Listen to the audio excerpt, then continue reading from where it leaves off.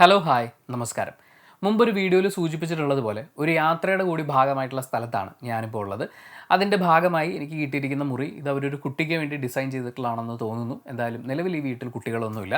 അതിൻ്റെ ഭാഗമായാണ് പുറകിൽ നിങ്ങളൊരു കുരങ്ങൻ്റെ പടം കാണുന്നത്. എൻ്റെ ഫ്രണ്ടിൽ ഈ പ്രിൻസസ് സ്റ്റിക്കറുകൾ ഒട്ടിച്ചിട്ടുണ്ട്, കുറേ വരച്ചൊക്കെ വെച്ചിട്ടുണ്ട്. അപ്പോൾ ഞാൻ പറഞ്ഞു വന്നത് ഇത് എൻ്റെ മുറിയല്ല, പുറകിലൊരു കുരങ്ങനെ പ്ലേസ് ചെയ്തിരിക്കുന്നതിന് പിന്നിൽ വേറെ അർത്ഥങ്ങളൊന്നുമില്ല എന്ന് ആദ്യമേ സൂചിപ്പിക്കാൻ വേണ്ടിയിട്ടാണ്. നമുക്ക് സംസാരിക്കാനുള്ളത് നെറ്റ്ഫ്ലിക്സിൽ റിലീസ് ചെയ്തിട്ടുള്ള ഒരു ഡോക്യുമെൻ്ററി എന്ന് വേണമെങ്കിൽ വിളിക്കാവുന്ന ഒരു വീഡിയോയെക്കുറിച്ചാണ്. ആക്ച്വലി അതൊരു കല്യാണ വീഡിയോ ആണ്.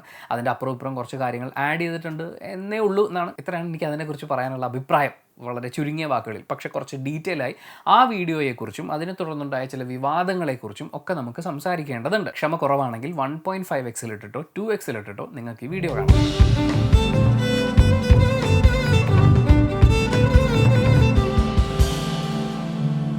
ലേഡി സൂപ്പർ സ്റ്റാർ നയൻതാര, അങ്ങനെ വിളിക്കുന്നത് അവർക്ക് ഇഷ്ടമല്ല എന്ന് ആ വീഡിയോയിൽ പറയുന്നുണ്ടെങ്കിലും പിന്നീട് അങ്ങോട്ട് ഒരു 8-10 പ്രാവശ്യമെങ്കിലും ലേഡി സൂപ്പർ സ്റ്റാർ എന്ന് അഭിസംബോധന ചെയ്തിട്ടുണ്ടെന്നാണ് തോന്നുന്നത്. അവരും കൂടി കണ്ടതിന് ശേഷമാണല്ലോ ഈ വീഡിയോ അവർ പബ്ലിഷ് ചെയ്തിട്ടുണ്ടാവുക. അപ്പോൾ പിന്നെ ആ വിളി കേൾക്കുന്നത് ഇഷ്ടമല്ല എന്നൊക്കെ പറയുന്നത് എനിക്കറിയില്ല, അത് ഓരോരുത്തരുടെ ഇഷ്ടങ്ങളല്ലേ. അവർക്കങ്ങനെ വിളി കേൾക്കാൻ ഇഷ്ടമാണെങ്കിൽ ഇഷ്ടമുള്ളവർ വിളിക്കട്ടെ, ഇഷ്ടമുള്ളവർ കേൾക്കട്ടെ. എന്തായാലും ഈ വീഡിയോയിൽ ഞാൻ പറയാൻ പോകുന്ന ചില കാര്യങ്ങൾ കേൾക്കുമ്പോൾ ഞാൻ അപ്പുറത്തെ ടീമാണ് എന്ന് ചില ആളുകൾക്ക് തോന്നാൻ സാധ്യതയുണ്ട്.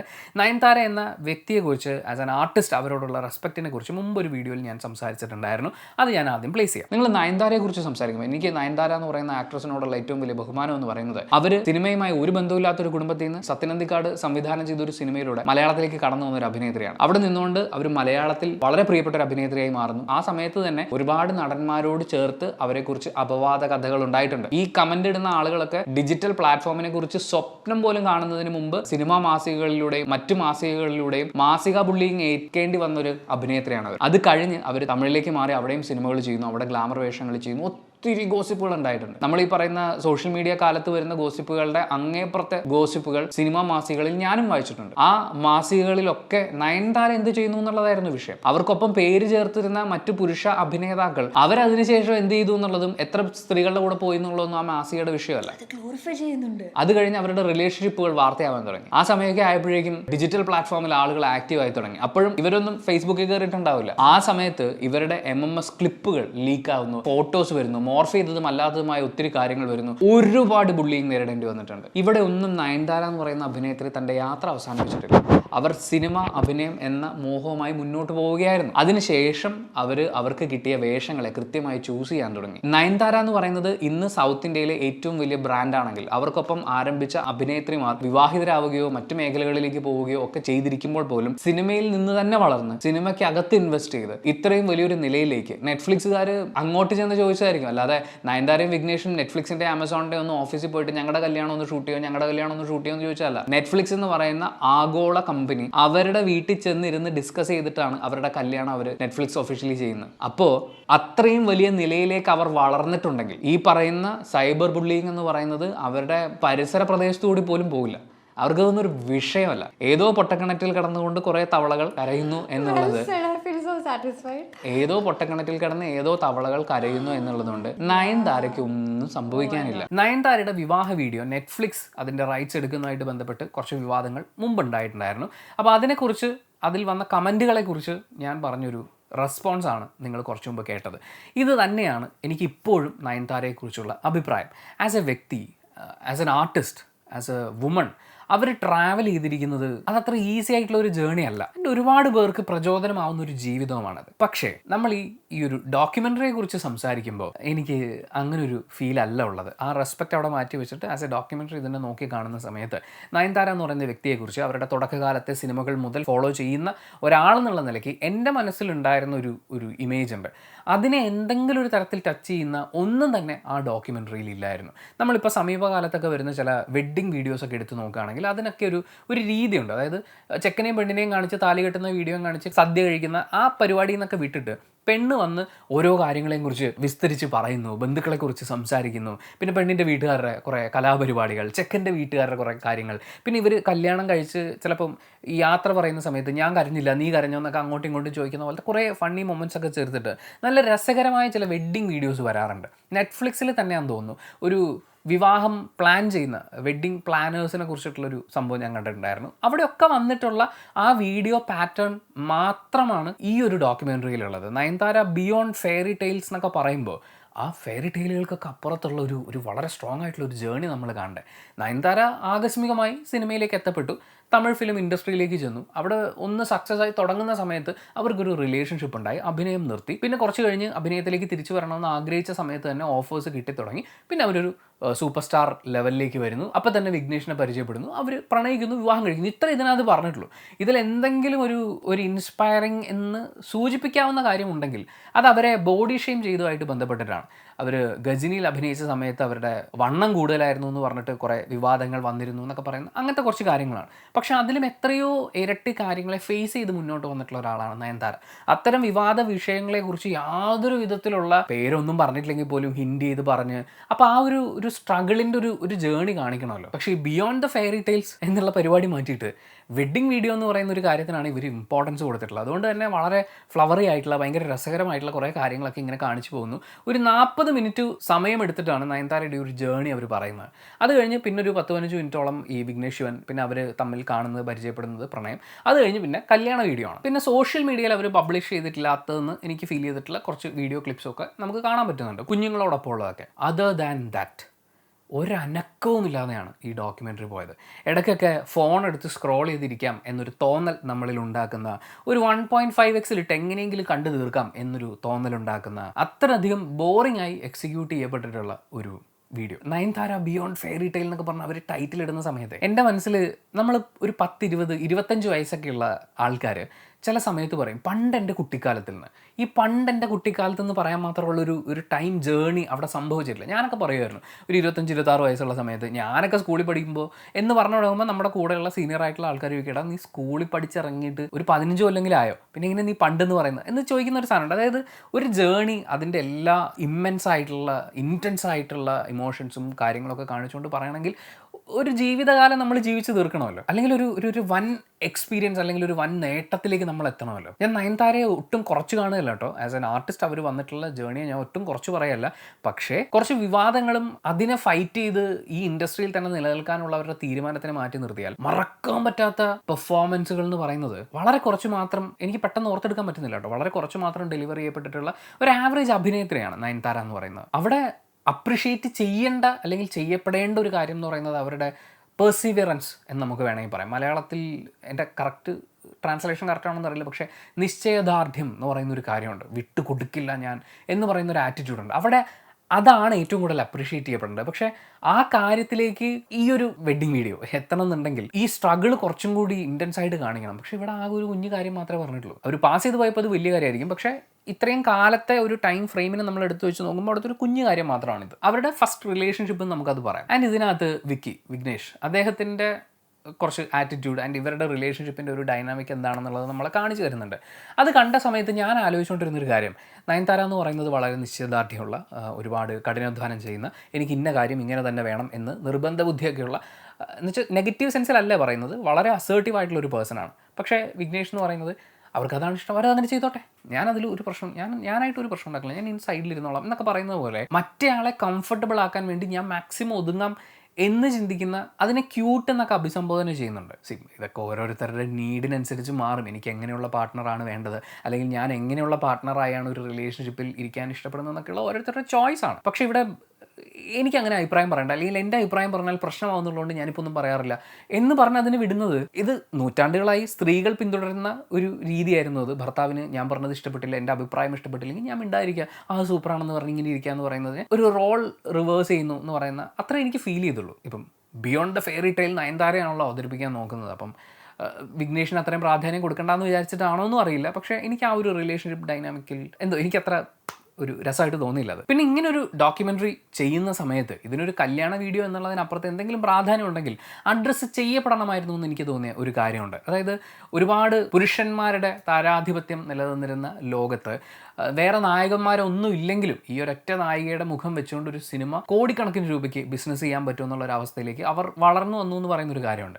ഇതിനിടയ്ക്ക് നമ്മൾ തൽക്കാലം ഈ ചർച്ചയിൽ കൊണ്ടുവരേണ്ടെന്ന് വിചാരിച്ച് പലപ്പോഴും ഞാനടക്കം മുക്കിക്കളയുന്ന ഒരു കാര്യം എന്ന് പറയുന്നത് വളരെ അൺറിയലിസ്റ്റിക് ആയിട്ടുള്ള ബ്യൂട്ടി സ്റ്റാൻഡേർഡ്സ് സെറ്റ് ചെയ്യുന്നു എന്നുള്ളതാണ്. നയൻതാര സക്സസ് ആവുന്നതിൻ്റെ പ്രധാനപ്പെട്ട കാരണം എന്താണ്?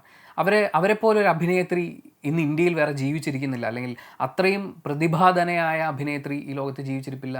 ഏതൊരു ഇമോഷനെയും അഭ്രപാളികളിലേക്ക് എത്തിക്കാനും പ്രേക്ഷകനെ വളരെയധികം കണക്ട് ചെയ്യാനും പറ്റുന്ന ഒരു ഗംഭീര പ്രകടനം കാഴ്ചവെക്കുന്നു എന്നുള്ളതിൻ്റെ പേരിലാണെന്ന് എനിക്ക് ഫീൽ ചെയ്യുന്നില്ല. ആൻഡ് ഈ ഡോക്യുമെൻ്ററിയിൽ തന്നെ അവർ പേരഴകി എന്നൊക്കെ പറഞ്ഞിട്ടാണ് അഭിസംബോധന ചെയ്തു പോകുന്നത്. പക്ഷേ നയൻതാര അവരുടെ സൗന്ദര്യത്തെ മെയിൻറ്റെയിൻ ചെയ്യുന്നത് പോലെ അതുപോലെ മെയിൻറ്റെയിൻ ചെയ്തു പോകണമെങ്കിൽ അതിന് അത്രയും വലിയൊരു ഫിനാൻഷ്യൽ കാര്യം ആവശ്യമാണ്, ഒരുപാട് എഫേർട്ട് ആവശ്യമാണ്. പിന്നെ ഇതാണ് സൗന്ദര്യത്തിൻ്റെ ഒരു സ്കെയിൽ എന്നൊക്കെ പറഞ്ഞു വെക്കുമ്പോൾ ആ സൗന്ദര്യത്തിലേക്ക്, അല്ലെങ്കിൽ അതിനെ സൗന്ദര്യം എന്ന് നമ്മൾ വിളിക്കുന്നതിന് കാരണമാവുന്ന കുറേ അഴകളവുകൾ എന്ന് നമുക്ക് വേണമെങ്കിൽ പറയാം, അല്ലെങ്കിൽ നിറത്തിൻ്റെതായിട്ടുള്ള ഒരുപാട് കാര്യങ്ങളുണ്ട്. അപ്പോൾ ഇതിലേക്കൊന്ന് അച്ചീവ് ചെയ്യാൻ പറ്റാത്തതിനെ ഈ പേരഴകി എന്ന് പറയുന്ന ടാഗിലേക്ക് കൊണ്ടുവരാൻ പറ്റാത്തൊരു അങ്ങനത്തെ ഒരു മീനിങ് ഉണ്ടാവുന്നില്ലേ? ചിലപ്പോൾ ഇത് എൻ്റെ മാത്രം തോന്നലായിരിക്കും കേട്ടോ. വിമർശിക്കണമെങ്കിൽ നിങ്ങൾ കാടടച്ച് വിമർശിച്ചോളൂ, പക്ഷേ എനിക്ക് പറയാനുള്ളത് പറഞ്ഞില്ലേ പറ്റൂ. നയൻതാരയുടെ ഏറ്റവും വലിയ അഴകെന്ന് പറയുന്നത് അവരുടെ നിശ്ചയദാർഢ്യമാണ്. പക്ഷേ ഈ പേരഴകി എന്ന് പറയുന്ന ടാഗിൽ ഉൾപ്പെടുത്തുന്നത് അതാണോ? അല്ല. ആൻഡ് അവർ എൻഡോസ് ചെയ്യുന്ന പ്രോഡക്ട്സും മറ്റുമൊക്കെ നമ്മൾ എടുത്ത് നോക്കുകയാണെങ്കിൽ ഇത്രയും വലിയൊരു പൊസിഷനിലേക്ക്, ഇത്രയും ഇൻഫ്ലുവൻഷ്യൽ ആയിട്ടുള്ള ഒരു സ്റ്റേറ്റിലേക്ക് വരുമ്പോൾ അവരെന്താണ് അടുത്ത ജനറേഷന് കൊടുക്കുന്നത്, അല്ലെങ്കിൽ അവരെ ഫോളോ ചെയ്യുന്ന ആളുകൾക്ക്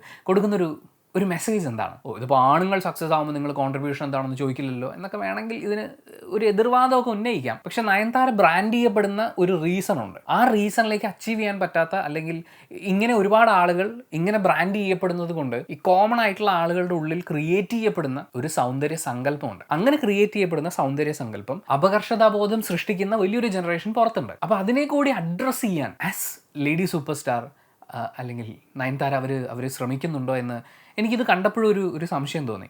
ആക്ച്വലി ഒരു ഇൻസ്റ്റഗ്രാമിൽ ഞാൻ വളരെ റിച്ചാണ്, ഞാൻ കുറേ പ്രശ്നങ്ങളൊക്കെ ഉണ്ടെങ്കിലും ഞാൻ വളരെ ഹാപ്പി ആയിട്ടാണ് ജീവിക്കുന്നത്, എൻ്റെ ലൈഫ് എന്ന് പറഞ്ഞു കഴിഞ്ഞാൽ ലാർജർ ദാൻ ലൈഫ് ഒരു സംഭവമൊക്കെയാണ് എന്ന് പ്രൂവ് ചെയ്യാൻ നോക്കുന്ന അങ്ങനത്തെ കുറേ പ്രൊഫൈലുകളും സ്റ്റോറീസും ഒക്കെ കാണുന്നതിൻ്റെ അതിൻ്റെ ഒരു റിഫ്ലക്ഷൻ പോലെയാണ് എനിക്ക് ഈ ഒരു എൻറ്റയർ വീഡിയോ ഫീൽ ചെയ്തത്. അതിനപ്പുറത്തേക്ക് എന്താണ് ഇവിടെ കോൺട്രിബ്യൂട്ട് ചെയ്യപ്പെടുന്നത് എന്നുള്ളൊരു എനിക്ക് പ്രത്യേകിച്ചൊന്നും തോന്നിയില്ല. ഞാൻ വീണ്ടും പറയുന്നു, നയൻതാര മോശമാണെന്നല്ല ഞാൻ പറയുന്നത്.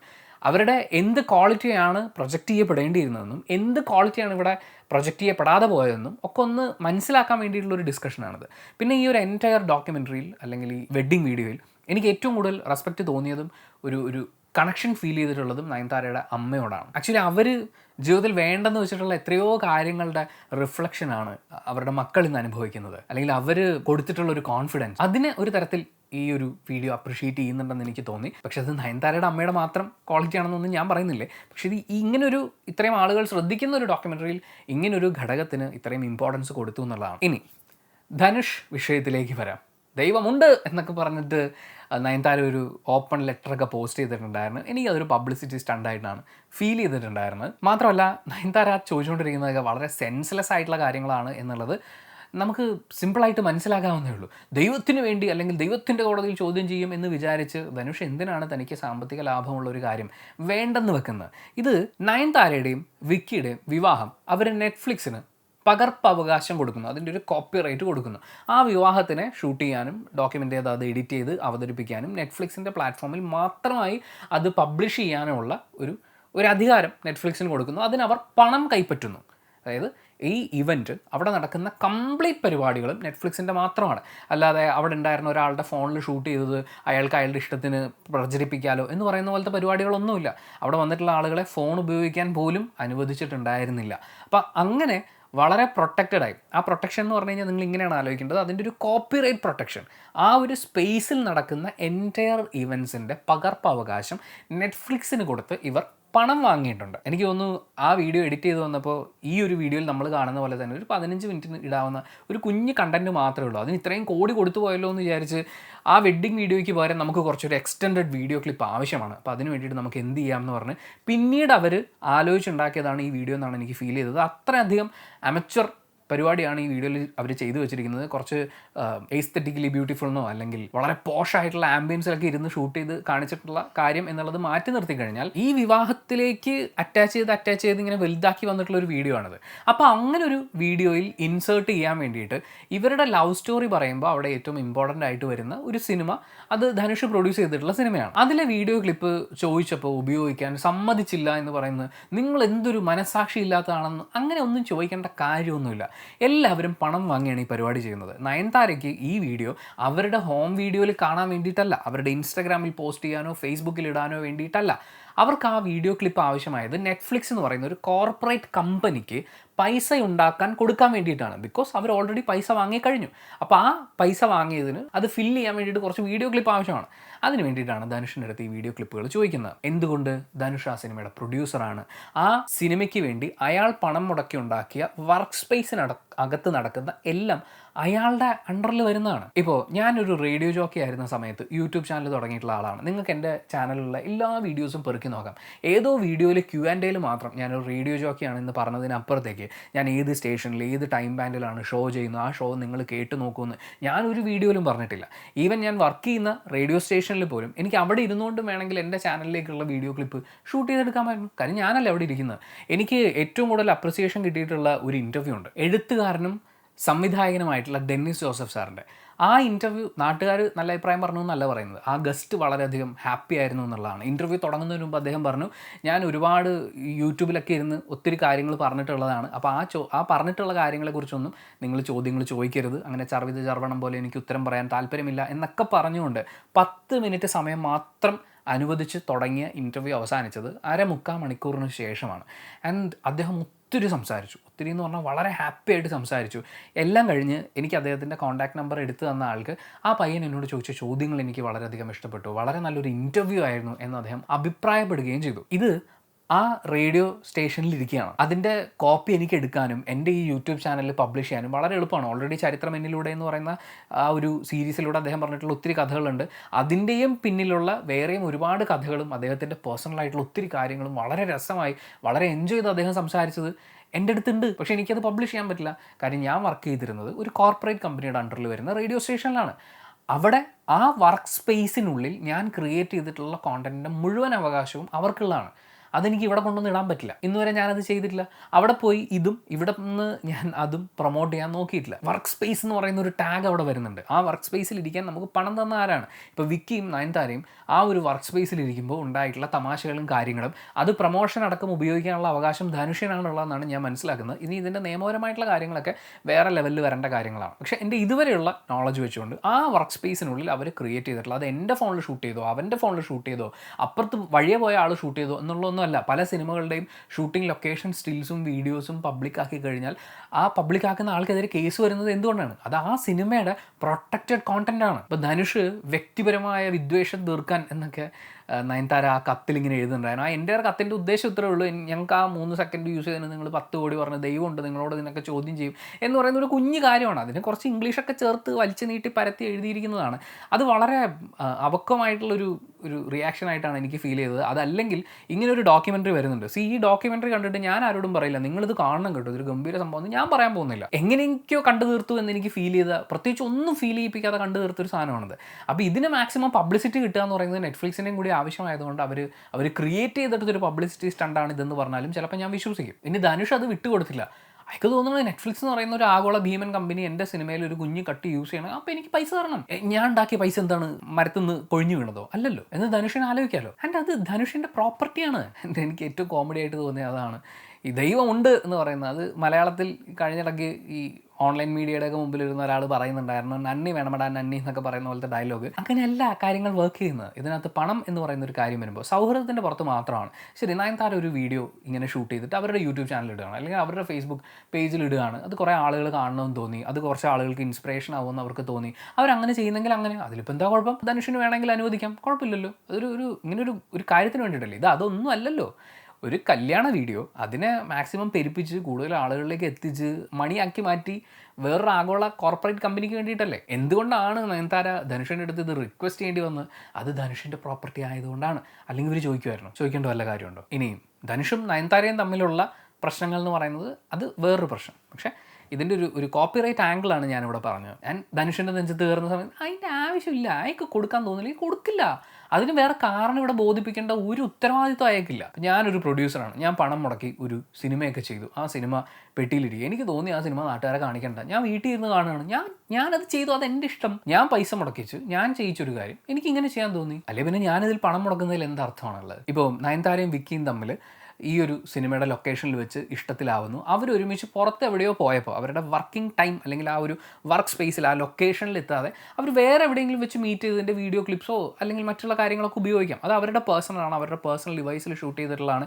ആ സിനിമയുമായിട്ട് അതിന് യാതൊരു ബന്ധവുമില്ല. പക്ഷേ ഇവിടെ ഇതൊരു വർക്ക് സ്പേസാണ്. ആ വർക്ക് സ്പേസിൽ വന്നിരുന്ന് നമ്മൾ ചെയ്ത കാര്യങ്ങളൊക്കെ വർക്കിൻ്റെയും കൂടി ഭാഗമാണ്. സോ അവിടെ ദൈവം ഉണ്ടെന്ന് പറഞ്ഞിട്ട് കാര്യമില്ല, പൈസയും കോർപ്പറേറ്റ് കമ്പനികളുമാണുള്ളത് എന്ന് അതിനെ തിരുത്താൻ ഞാൻ ആഗ്രഹിക്കുന്നു. പിന്നെ ദേഷ്യത്തിൻ്റെ പുറത്താണോ അതോ പരമ്പരാഗതമായ കലിപ്പിൻ്റെ പുറത്താണോ എന്നൊക്കെ ചോദിച്ചു കഴിഞ്ഞാൽ, ആണെങ്കിൽ ഇപ്പം എന്താ, അയാൾക്കത് കൊടുക്കാൻ തോന്നിയില്ല, അയാൾ കൊടുത്തില്ല, കഴിഞ്ഞു. അപ്പോൾ ഇവരുടെ പ്രശ്നം എന്താണ്? ഞങ്ങളുടെ പ്രണയം കാണിക്കണമെങ്കിൽ ആ സിനിമ യൂസ് ചെയ്തേ പറ്റൂ, അപ്പോൾ അയാൾ അതിനൊരു പ്രൈസ് ഇടും. അങ്ങനെയല്ലേ കച്ചവടം നടക്കുന്നത്.